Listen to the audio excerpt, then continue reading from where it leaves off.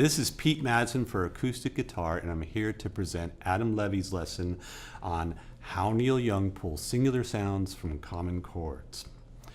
Some guitarists search obsessively for chord voicings to spice up their arrangements. There's nothing wrong with that, but it's easy to overlook that common chords such as G, A minor, and D provide a lot of opportunities for you to change the voicing of very simple chords. Among the many players who've used such tactics to create riffs and chord progressions, perhaps no one has been more successful than Neil Young, the prolific singer-songwriter responsible for Heart of Gold, The Needle and the Damage Done, Harvest Moon, and dozens of other folk rock classics. Okay, so let's start off with a very common chord, a G, or G major. Many people like to finger this chord with their first finger on the 5th string, middle finger on the 6th string, and third finger on the 1st string. But if you're Neil Young, you'll probably fret it differently. You'll use your middle finger on the 5th string, your ring finger on the 6th string, and your pinky on the 1st string. So here's example 1A, and here's example 1B. That's just changing the fingering of your chord. And a good reason to do that is exemplified by the song Through My Sails. Let me play the chord progression for you and show you exactly what Young is doing to get some interesting chord voicings from that G as well as some other chords. 1, 2, 3, 4.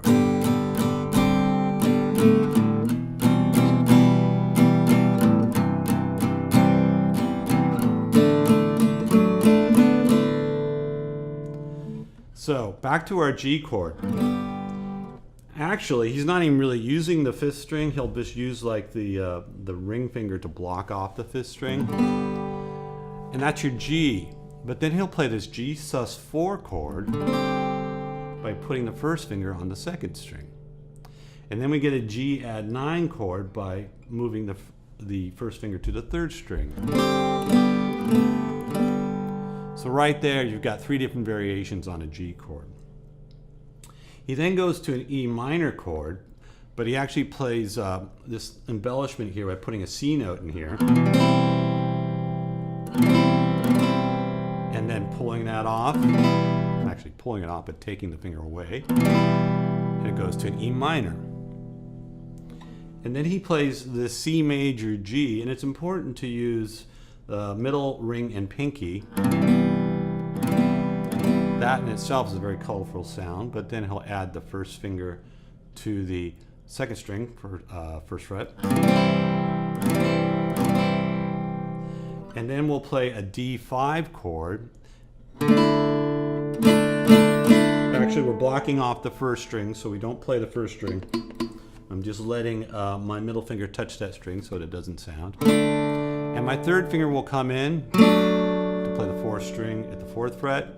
Comes off, and then the 3rd finger moves to the 3rd string, gets a D6, and back to your D5.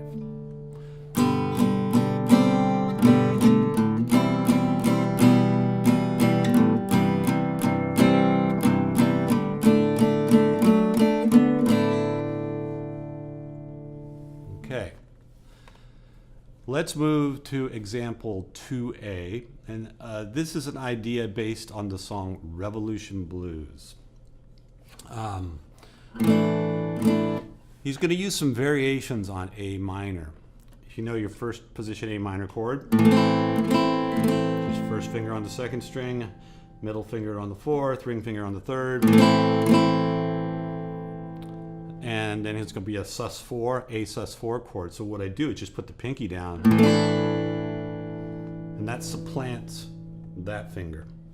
So I'll be taking that off, and then I'll take these other fingers off. So here's the rhythm. 1, 2, 3, 4.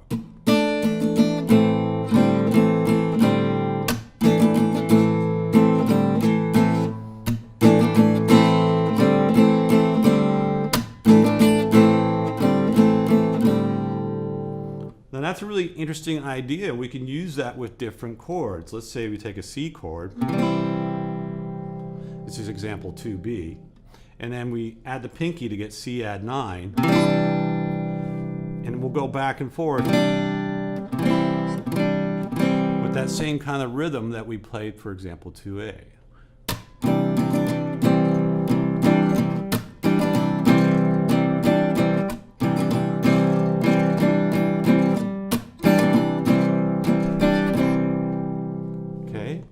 Example 2C, same thing. We're going to use a series of D chords. We have D, and then we add the pinky. We have a D sus4. Remove that, regular D. And then we're going to remove the first finger, and we have a D, add 4, and back to D. So with that same rhythm, 1, 2, 3, 4.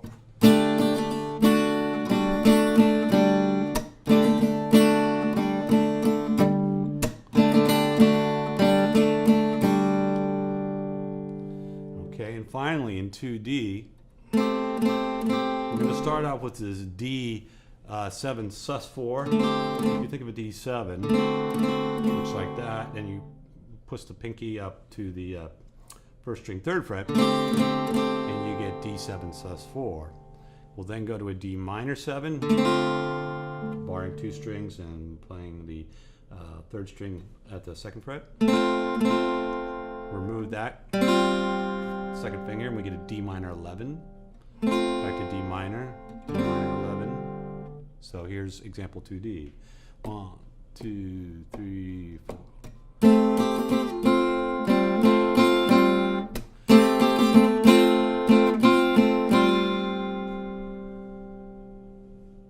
So in example 3, this is a chord progression modeled on the song Motion Pictures for Carrie.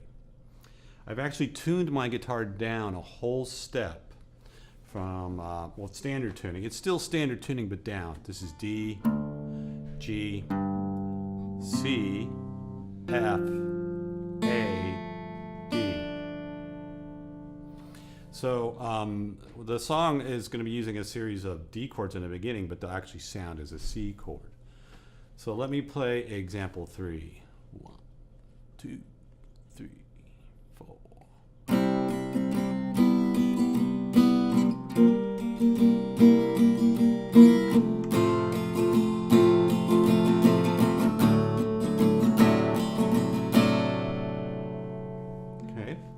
So we had a D chord, and then what I did is played a D major 7, which is simply barring 3 strings. We move from our standard D to a bar.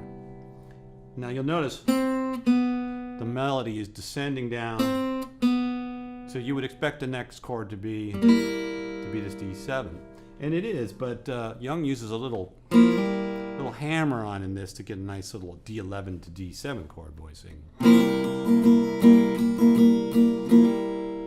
Okay. We then go to a G chord, regular standard G chord, however you want to finger it. Then E to E7, and I think just looking at this right now, I'm thinking, you know, this is part of the critical thing, important thing about this lesson is removing fingers, adding fingers gives us different chords. You've probably done at some point in your guitar playing career, played an E and then played an E7. And it's just the idea that you can add fingers and subtract fingers and get these different chord voicings. So keep that in mind for your own compositions. Another useful technique besides adding fingers and subtracting fingers is to take a chord shape and move it up and down the neck to create other chord voices. I've now shifted my tuning to double drop D tuning, sometimes called D modal tuning. And essentially, if you are in standard tuning, you keep everything the same except for the 6th string and the 1st string, which you tune down to D. Okay. The next example, example 4A, is based on the song "Oh, the Laughing Lady." And basically, we're just going to start off with this D5 chord, and we're going to strum through all the strings.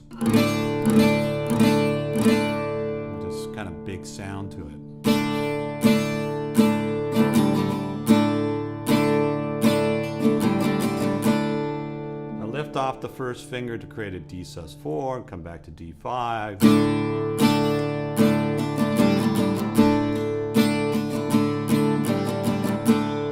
And that's similar to what Young would play in the intro of Old Laughing Lady. In example 4B, this is another part of Old Laughing Lady. That's something he would play in the verses. He would go like this. 1, 2, 3, 4.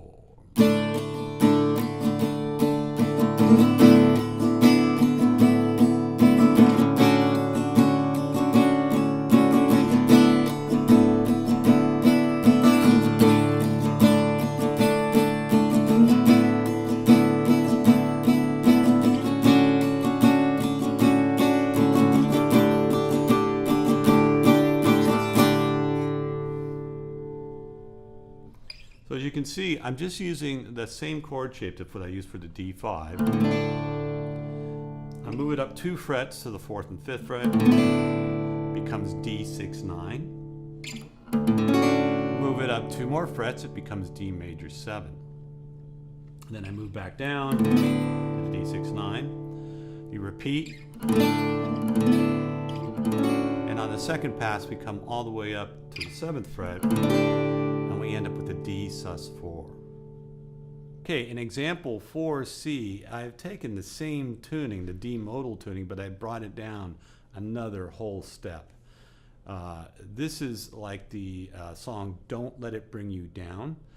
And you'll notice, just by bringing that tuning down a whole step, I had another layer of just really syrupy, gooey, fat-sounding chord. So let me play example 4C based on Don't Let It Bring You Down. 1, 2, 3, 4.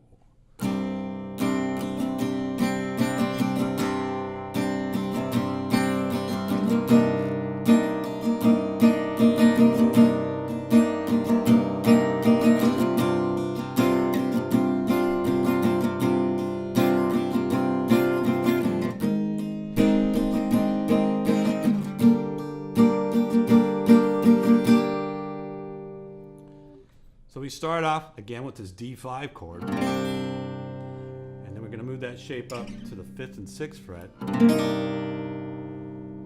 and then to the 7th and 8th fret, which is D sus4. This back here was a D minor 7, D sus4. And then we have a B flat chord here. We keep that first string open, and then an A minor. Okay, this is example 5. I'm in a drop D tuning, but tuned down a whole step. So the low string is C, the 5th string is G, 4th is C, 3rd string is F, 2nd string is A, and 1st string is D. This example is based on the song Pardon My Heart, and it's a finger picker. And as Adam describes it, it has more of a claw hammer kind of feel to it, if you're familiar with claw hammer style playing. I'm not really a claw hammer guy, but I'll do my best to do a pseudo claw hammer in this. So this is example 5. 2, 3, 4.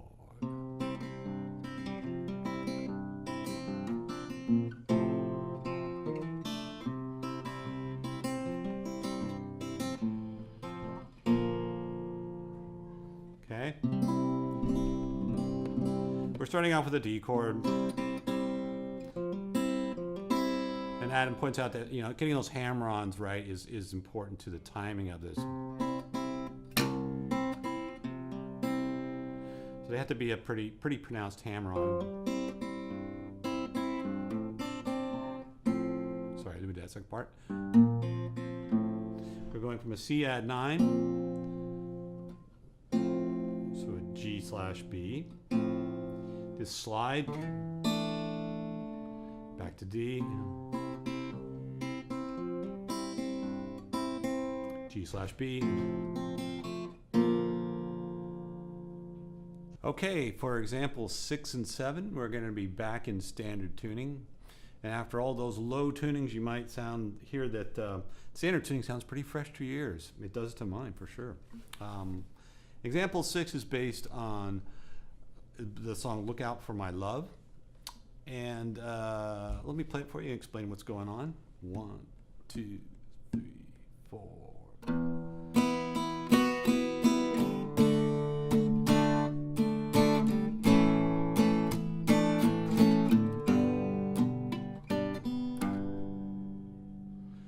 We're playing an E chord. He actually doesn't play the third string, so we gave the major third out of the equation. But then you get that little ninth in there. And then we play a D. Nothing to say about the D here. When we go to the A,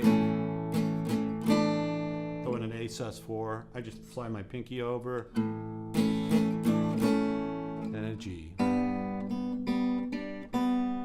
Bring the pinky in, bring in that D note on the second string.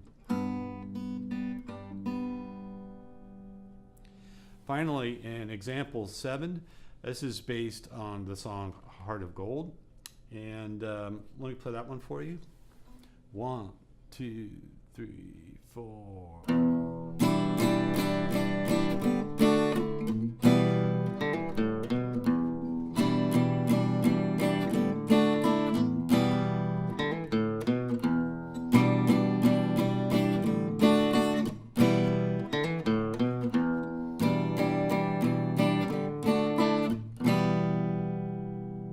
So we're starting off with an E minor 7 here, and we start off with just hitting that bass note. Let that bass note ring, and then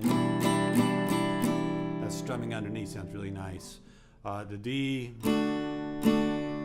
back to E minor, and then we play this little line with a hammer on, which is just based on an E minor pentatonic scale.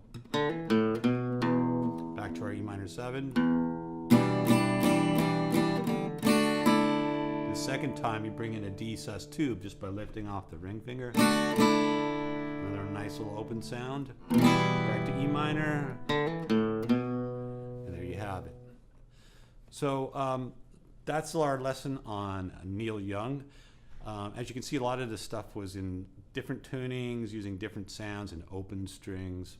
But experiment around with the chord shapes you already know. I think that's kind of the crux of this lesson is if you know a D, why not take a finger off, put a finger on, or just to work with the shape a little bit. You know, for your own compositions, you might find that really interesting and steers your compositions in a really cool direction. Thanks a lot.